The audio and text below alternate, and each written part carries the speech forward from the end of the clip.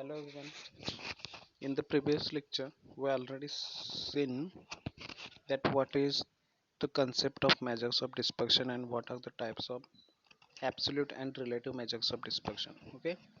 In this lecture, we are going to see how we can solve or calculate absolute as well as relative measures of dispersion. Okay. The first relative measures, absolute measures of dispersion is range. This is example of calculation of range. Okay. This example 1. Obtain range and its coefficient of range for the following data. आता serial number दिलेत 1 to 9 आणि values दिलेत 20, 21, 25 up to 47 असे दिलेले आहेत. Okay. याचं solution काय आहे बघा की रेंजचा फॉर्म्युला काय असतो आपला नोट्समध्ये पाहिलेलंच आहे आपण. Range is equal to L minus S असतो. Okay. L minus S that is the largest value minus smallest value असा त्याचा फॉर्म्युला आहे. ओके. तर या ठिकाणी दिलेला आहे बघा largest value minus smallest value. याच्यामध्ये लार्जेस्ट व्हॅल्यू कोणती दिली आहे बघा तर 65 ही आहे. ओके. आणि स्मॉलेस्ट व्हॅल्यू कोणती आहे तर 20 ही आहे. ओके. तर मग रेंज काय असेल की range is equal to L minus S म्हणजेच काय होईल 65 मायनस 20 असेल. ओके. याचा आन्सर किती येईल बघा 45 मिनिट्स म्हणजे या ठिकाणी आन्सर दिलेला आहे. ओके.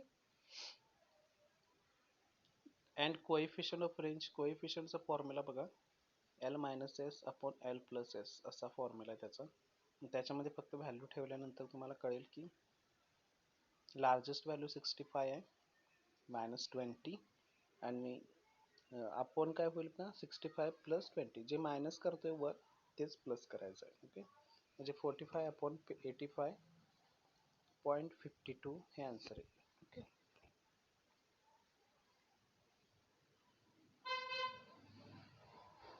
नेक्स्ट एक्झाम्पल बघा unit example number 2 that is same question calculate range and its relative measures of dispersion. Relative measure याचा अर्थ काय कोएफिशियंट ऑफ रेंज. ओके. तुम्हाला काय दिले तर मार्क्स दिलेत आणि नंबर ऑफ स्टुडंट्स दिले. In discrete type of distribution consider only values. Okay. The maximum or largest value is 68 and smallest value is 62. फक्त याच्यामध्ये फॉर्म्युल्यामध्ये व्हॅल्यूज ठेवा आणि तुम्ही आन्सर त्याचं फाइंड करू शकता की रेंज एल मायनस एस आणि L plus L minus S याचा अर्थ 68 मायनस 62 6 मार्क असेल. अँड कोएफिशियंट ऑफ रेंज बघा L minus S upon L plus S 68 minus 62 68 plus 62 म्हणजे काय होईल 6 अपॉन 130 म्हणजे काय 0.046 हे आन्सर येईल. ओके. आता थर्ड एक्झाम्पल बघा. आता हे फर्स्ट एक्झाम्पल कोणतं आहे इंडिव्हिज्युअल टाईपमध्ये, सेकंड हे डिस्क्रीट टाईपमध्ये आणि third one is of continuous distribution. Okay. मग आता याच्यामध्ये त्यांनी काय दिलेत बघा की एज इन इयर्स म्हणजे क्लासेस दिलेत आणि नंबर ऑफ पर्सन्स दिले. ओके. आता हे क्लासेस वेगळ्या टाईपने दिलेले आहेत तुम्हाला म्हणजे ते कंटिन्युअस क्लासेस नाही आहेत. म्हणजे काय 16 to 20 21 to 25 म्हणजे आपण कसं होतं याच्या आधी 15 ते 20 20 ते 25 असे क्लासेस होते. मात्र देताना क्लासेस तुम्हाला कंटिन्युअस दिलेले नाहीत. ओके. मग ते कंटिन्युअस क्लासेस तुम्हाला कन्वर्ट करावे लागतील करेक्शन फॅक्टरने. ते आपण युनिट नंबर 2 मध्ये सगळं कंप्लीट केलेलंच आहे मिसलेनियस एक्झाम्पलमध्ये. ओके. मग काय करावं लागतं की करेक्शन फॅक्टर फाइंड करावं लागतं. तो कसा फाइंड करतात बघा की हे 21 कुठून आलं बघा हे जे 21 मायनस 20 आहे ना हे 21 म्हणजे lower limit of second class minus upper limit of first class असं केलं जातं आणि डिवाइड बाय 2 केलं जातं. इथं तुम्ही पाहू शकता त्याला डिवाइड 2 ने हे 2. ओके. म्हणजे आन्सर काय येईल तुमचं 1/2 म्हणजे 0.5. मग 0.5 काय करावं लागतं बघा या लोअर लिमिटमधून लेस करावं लागतं आणि अप्पर लिमिटमध्ये ॲड करावं लागतं. म्हणजे दुसरे क्लासेस कसे होतात बघा या 16 मधून 0.5 गेले म्हणजे हे 15.5 आणि ह्या 20 मध्ये हे 20 प्लस 0.5 केले की 20.5 म्हणजे असे क्लासेस आता कसे होतील, कंटिन्युअस होतील.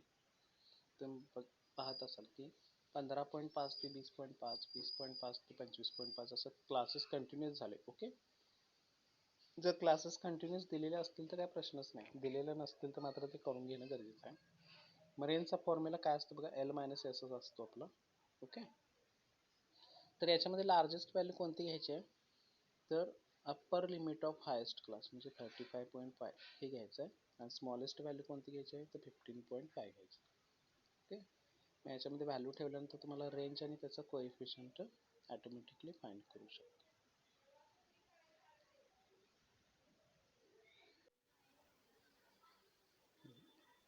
आता एकच एक्झाम्पल घेतलेलं आहे, म्हणजे रेंज काय लक्षात येऊ शकतं की लार्जेस्ट व्हॅल्यू कोणते आहे आणि स्मॉलेस्ट व्हॅल्यू कोणते आहे. ओके, आता सेकंड पॉईंट काय बघा, क्वार्टाइल डेविएशन आहे. रेंजचा मेन ड्रॉबॅक काय असतो की तो फक्त दोनच व्हॅल्यू डिपेंड आहे, only based on only 2 values. म्हणजे काय, एक आपण लार्जेस्ट घेतो आणि त्यातून मायनस किती करतो, स्मॉलेस्ट. ओके, जर या ठिकाणी 50 व्हॅल्यूज कन्सिडर करा, जर समजा 50 व्हॅल्यूजचे तुम्हाला रेंज शोधायचे तर घेणार किती त्यातून, फक्त दोनच, म्हणजे 48 व्हॅल्यू तुम्ही कन्सिडरच करत नाही, त्यामुळे रिझल्ट आपल्याला ॲक्युरेट मिळत नाही. ओके, त्यामुळे आपण दुसऱ्या स्टेपवर जाणार आहोत, क्वार्टाइल डेविएशन. ओके, आता बघा याच्यामध्ये काय लिहिलेलं आहे बघा, quartile deviation. Range is too much affected by extreme values. To overcome this drawback, Francis Galton introduced a measure known as quartile deviation, which ignore first 25% item and last 25% of the data. म्हणजे काय, याच्यामध्ये सुद्धा बघा quartile deviation मध्ये हा तुम्हाला chart असं माहीत असेल.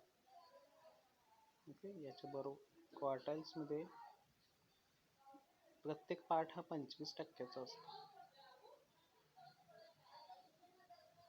ओके, आता 25% म्हणजे हा तुमचा Q1 असतो आणि हा तुमचा Q3 असतो. ओके, म्हणजे क्वार्टाइल डेविएशन सुद्धा हा पहिला पार्ट घेत नाही आणि हा लास्ट पार्ट घेत नाही, म्हणजे तो सुद्धा किती पर्सेंट डेटावर डिपेंड आहे तर 50% डेटावर डिपेंड आहे. म्हणजे तो इग्नोर करतो, म्हणजेच काय, घेत नाही, पहिले 25% आणि लास्ट 25% घेत नाही, म्हणजे राहिले किती, फक्त 50%. ओके, हा त्याचा मेन ड्रॉबॅक होऊ शकतो. पहिल्यांदा तो आपण कॅल्क्युलेट करूया. डेफिनेशन बघा, half of the difference between upper quartile and lower quartile is called as quartile deviation. म्हणजे काय असेल बघा, it is denoted by QD and given by Q3 minus Q1 upon 2. म्हणजे हा त्याचा क्वार्टाइल डेविएशनचा फॉर्म्युला आहे, Q3 minus Q1 upon 2, आणि हा त्याचा क्वार्टाइल डेविएशन आहे, sorry, coefficient of quartile deviation is Q3 minus Q1 upon Q3 plus Q1. जे minus केलेलं आहे वर अंशामध्ये तेच आपल्याला डिवाइड करायचं आहे छेदामध्ये. मग MCQ टाईपला क्वेश्चन काय येऊ शकतो बघा, रिमार्क लिहिलेले आहेत ते. The difference between Q3 minus Q1 is called as interquartile range. Okay, and the half of the range is semi-interquartile range. So QD is also known as semi-interquartile range. यातल्या वरच्याला difference जो आहे त्याला काय म्हणतात, interquartile range असं म्हणतात. Okay, मग याला दोननी भागतोय म्हणजे काय, काय झालं तर ते सेमी झालं. ओके, म्हणजेच हाच फॉर्म्युला जर दोन्ही भागून असतील तर त्याला काय म्हणतात, सेमी इंटरक्वार्टाइल रेंज असं म्हणतात. तर आपल्या भाषेमध्ये त्याला काय म्हणतात, क्वार्टाइल डेविएशन, म्हणजेच क्वार्टाइल डेविएशनलाच काय म्हणतात, सेमी इंटरक्वार्टाइल रेंज. ओके, त्याचे युजेस मेरिट्स डिमेरिट्स वगैरे तुम्ही पाहू शकता.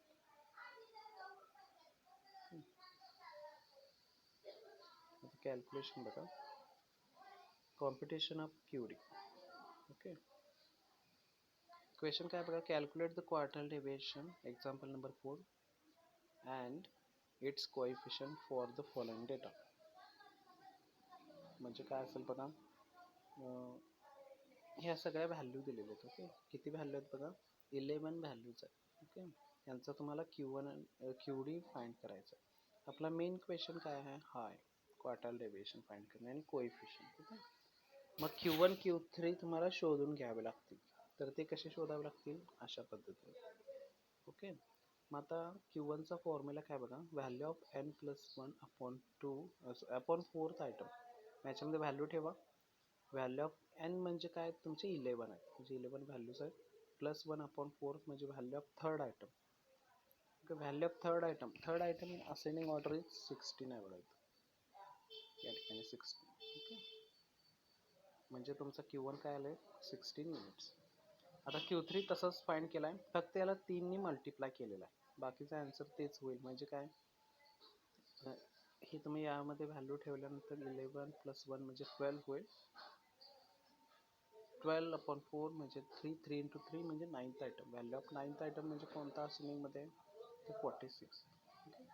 मग हे जर आन्सर तुम्हाला मिळत असतील, मिळाल्यानंतर काय करावं लागेल, फक्त या फॉर्म्युल्यामध्ये ठेवा Q3 मायनस Q1 अपॉन 2 म्हणजे काय येणार, 46 मायनस 4 16 अपॉन 2, ते म्हणजे काय येणार 30 अपॉन 2 म्हणजे 15 आन्सर येईल. ओके, 15 आन्सर म्हणजे तुम्हाला दिलेलंच आहे या ठिकाणी. आणि याचा कोएफिशियंट या फॉर्म्युल्यामध्ये व्हॅल्यू ठेवा, जे Q1 Q3 आलेले आहेत, तुम्हाला हे आन्सर मिळेल. ओके, आता एक्झाम्पल नंबर 5. हे कोणतं डिस्ट्रीब्युशन आहे बघा, इंडिव्हिज्युअल आहे, फक्त व्हॅल्यू दिलेत. आता डिस्क्रीटमध्ये व्हॅल्यू आणि फ्रिक्वेन्सी दिलेले आहेत. Example number 5. ओके, आता क्वेश्चन काय बघा, inter quartile range QD and it's coefficient. आपण पहिल्यांदा QD बद्दल बघूया आणि कोएफिशियंट बद्दल बघूया. ओके, त्यानंतर ते आपल्याला समजून जाईल. आता दिलेला डेटा बघा, असं एकदाच एक्झाम्पल विचारलेलं होतं की एज जे आहे म्हणजे व्हॅल्यू जे आहेत त्या अरेंज करावं लागतात. म्हणजे काय, असेंडिंग ऑर्डरमध्ये अरेंज करावं लागतात, हे अरेंज केलेलं. ओके, मग 12ची फ्रिक्वेन्सी पहिला का घेतली, कारण तो लोएस्ट व्हॅल्यू आहे म्हणून त्याची फ्रिक्वेन्सी जवळ घ्या. त्यानंतर कोणती येणार व्हॅल्यू, 12 नंतर 14 येणार. ओके, 14ची फ्रिक्वेन्सी 22 आहे. अशा पद्धतीने घ्या. आहे असंच एक्झाम्पल घेतलं तर ते चुकू शकतं. म्हणजे कसं, हे आहे असंच नाही घेऊन चालणार, कारण ते अरेंज केलेलं नाही, शक्यतो ते अरेंज केलेलं असतं. आता याच्यामध्ये व्हॅल्यू कशा फाइंड करू शकतो पण आपण, Q1 आणि Q3 फाइंड करायचं. ओके, याच्यामध्ये सुद्धा याचा फॉर्म्युला कसा असतो, Q1चा value of n plus 1 upon fourth item. n म्हणजे हे फ्रिक्वेन्सीची सम असणार आहे, 59 प्लस 1 अपॉन 4 म्हणजे 15th आयटम. मग 15th आयटम कसा शोधायचा असतो, तर CF वरून शोधायचा असतो. म्हणजे 15 पेक्षा मोठी CF कोणती आहे, तर 29 आहे, त्याची करस्पॉन्डिंग व्हॅल्यू घ्यायची असते, म्हणजे 14 तुमचा आन्सर असणार आहे. ओके, आता Q3चा फॉर्म्युला आहे तोच, 3 नी फक्त मल्टिप्लाय करायचं. व्हॅल्यू ठेवल्यानंतर तुम्हाला एज ऑफ 45th आयटम येईल. ओके, मग 45th आयटम म्हणजे काय येणार, याच्यापेक्षा मोठी CF कोणती आहे बघा, 47 आहे, त्याची व्हॅल्यू कोणती येणार, 16, म्हणजे या ठिकाणी 16 केलेलं. हे फक्त युनिट नंबर 2 मध्ये आपण पाहिलेलंच आहे. ओके, फक्त आपण युनिट नंबर 3 मध्ये काय शोधतोय, तर क्वार्टाइल डेव्हिएशन आणि कोएफिशियंट. याच्यामध्ये या फॉर्म्युल्यामध्ये व्हॅल्यू टाकल्यानंतर तुम्हाला याचे आन्सर्स मिळून जातील. आता राहिला प्रश्न इंटर क्वार्टाइल रेंजचा, तो नवीन आहे. इंटर क्वार्टाइल रेंज याचा अर्थ काय की Q3 मायनस Q1 असा फॉर्म्युला आहे त्याचा, म्हणजे 16 वजा 14 दोन्ही Q1 Q3 फाइंडच केला आहे, म्हणजे 2 इयर्स. ओके, आता क्वेश्चन नंबर 6 मध्ये काय बघा, हा दिलेला डेटा कंटिन्युअस डिस्ट्रीब्युशन मध्ये. ओके, 4 नंबरचा क्वेश्चन इंडिव्हिज्युअल झाला, 5 नंबरचा डिस्क्रीट झाला, आता 6 नंबरचा आहे तो कंटिन्युअस मध्ये. आता एक एकच एक्झाम्पल का पाहतोय आपण, कारण हे सगळं आपण कॅल्क्युलेशन युनिट नंबर 2 मध्ये केलेलंच आहे. ओके, लक्षात घ्या. मग आता क्वेश्चन काय बघा, calculate appropriate measures of dispersion for the following data. या दिलेल्या डेटासाठी जे काही suitable absolute measures of dispersion असतं ते कॅल्क्युलेट करायचं सांगितलेलं आहे. मग आता हा डेटा कोणता दिलेला आहे, तर ओपन एंडेड क्लासेस दिलेला आहे. फक्त लक्षात ठेवा, quartile deviation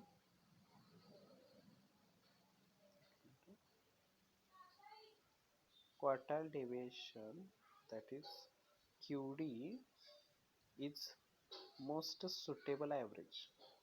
Suitable absolute measures of dispersion for open ended classes. जर ओपन एंडेड क्लासेस जर म्हणजे अशा पद्धतीचे क्लासेस जर दिलेले असतील तर त्याला suitable absolute measures of dispersion कोणता आहे, तर QD असा आहे, हे लक्षात ठेवा. किंवा ज्यावेळेला नोट्स मी पुन्हा मल्टिपल चॉईस क्वेश्चन पेपर घेईन किंवा MCQ केल्यानंतर तुम्हाला पुन्हा आणि क्लिअर होईलच. आता हे कसं फाइंड करायचं आहे बघा. QDच शोधायचं आहे, क्लिअर झालं आपलं. ओके, हा तुमचा प्रॉब्लेम आहे, हा क्वेश्चन आहे. आता याच्यामध्ये कसं कॅल्क्युलेशन केलं झालं. Q1 फाइंड करण्यासाठी काय करावं लागतं बघा, Q1 क्लास शोधावं लागतं. ओके, मग Q1 क्लास शोधण्यासाठी आपण काय फॉर्म्युला वापरतोय की n डिवायडेड बाय 4 करतो. आत्तापर्यंत आपण काय करत होतो, n+1/4 करत होतो. पण लक्षात ठेवा की क्लास आणि फ्रिक्वेन्सी दिल्यानंतर +1 करायचं नाही. ओके, मग n/4 म्हणजे काय दिलं बघा, हे 72 आहेत. n 72/4 म्हणजे काय येणार, 18th आयटम. हा 18th आयटम कशावरून घेतोय आपण, CF वरून घ्यायचं असते. मग CF कशी कॅल्क्युलेट करतात माहिती आहे तुम्हाला. ओके, मग आता 18 पेक्षा मोठी ग्रेटर CF कोणते आहे, तर 40. ओके, मग 40 ची करस्पॉन्डिंग क्लास किती आहे, 30 to 40. या ठिकाणी दिला आहे बघा, 30 to 40 class. Okay, Q1 class. मग आता कोणता फॉर्म्युला यूज करायचा, Q1चा, हा L1 + n/4 - CF/F × C. L1 याचा अर्थ काय घेतोय आपण, तर 30 ते 40 हा क्लास असेल तर L1 काय घेतोय, 30. ओके, हे 30 इथं ठेवलेलं आहे. n/4 किती आहे, म्हणजे n/4 इथं 18 केलेलंच आहे तुम्ही, म्हणून 18 लिहिलेलं आहे इथं. ओके, तर वजा -CF काय घ्यायचं होता, CF is the cumulative frequency of previous class. मागची घ्यायची असते, म्हणजे या क्लासची घ्यायची नाही 30 ते 40ची, त्याच्या मागची घ्यायची म्हणजे 12 येईल, म्हणजे या ठिकाणी 12 घेतलेला आहे. ओके, आपण F बघा, फ्रिक्वेन्सी किती आहे क्लासची, 28. आपण इंटू यातला डिफरन्स किती आहे 30 to 40 मध्ये, तर 10 आहे. मग हे सॉल्व केल्यानंतर आन्सर काय येईल बघा, 32.14.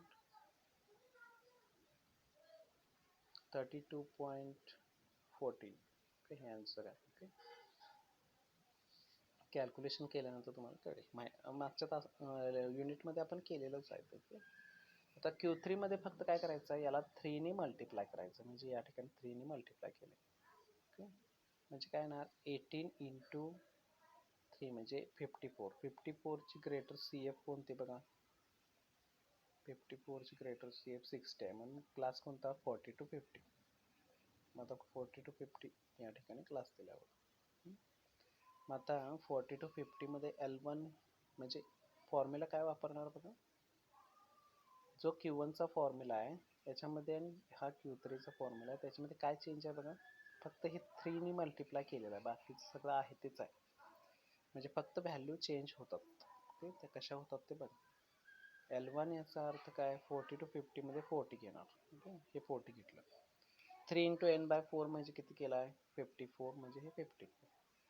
-CF फक्त काय घ्यायचे बघा, CF हे आधीच्या क्लासची घेतात, म्हणजे जो क्लास आहे 40 to 50 त्याच्या मागच्या क्लासची फ्रिक्वेन्सी CF बघा 40 आहे, म्हणजे 40 या ठिकाणी मायनस केलेला आहे. ओके, आपण F काय बघा, तर 20 आहे, इंटू यातला डिफरन्स किती आहे, तर 10. तर हे सॉल्व केल्यानंतर 47 हे तुमचा आन्सर येईल. मग क्वार्टाईल डेव्हिएशन आणि कोएफिशियंट ऑफ क्वार्टाईल डेव्हिएशनच्या फॉर्म्युल्यामध्ये या व्हॅल्यू ठेवल्यानंतर तुम्हाला ऑटोमॅटिक याचे आन्सर्स मिळून जातील. ओके,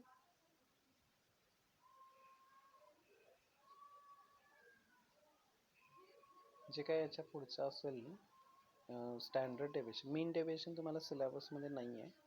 ओके, त्यामुळे तो तुम्हाला घेतला जाणार नाही. याचं हे स्किप करून आपण फर्स्ट काय झालं बघा, रेंज, त्यानंतर 2 नंबर क्वार्टाईल डेव्हिएशन.